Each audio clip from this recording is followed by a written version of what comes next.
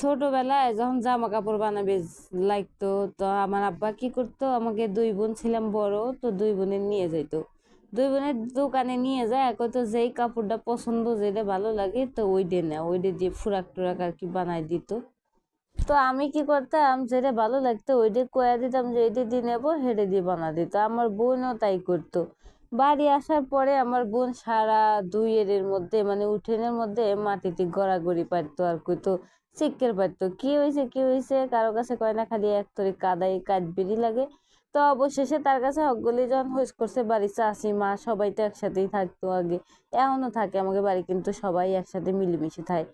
তো পরে হইস করতো যে তোর কি হয়েছে, কয় আমি একখান উন্না বানাবে চাইছিলাম বা অন্য কাপড় নিবে চাইছিলাম, তা নেই নেই। কে তোর কি রাগ করছে, তুই নিস নেই কে, হইস করতো আমার চাষি মা। কয় না রাগ কয় না, আমি বয়ে নেই নেই। তো বয়ে নেই নাই বা নিজে কয় নাই, মুখ ফুটে এখন বাড়ি এসে কাদাকাটি করে, এই যে মাটির মধ্যে গড়াগড়ি পারে কাঁদতেছে। তো আমার মেয়ের বাপেরও তাই হয়েছে, এই যে মেলায় গেছিলাম, ঘোড়ার পিঠে নাকি ওটার মেলা শখ তার, হ্যাঁ হুন না ওইটা বাড়ি এসে করতেছে, উঠতে চাইছিলাম। পরে কইলাম যে আমার বড় বোনের মতো আবার কাদাকাটি করে না, এখন বাসার মধ্যে কাঁদতে পারবো, আমার রাগ হবে না।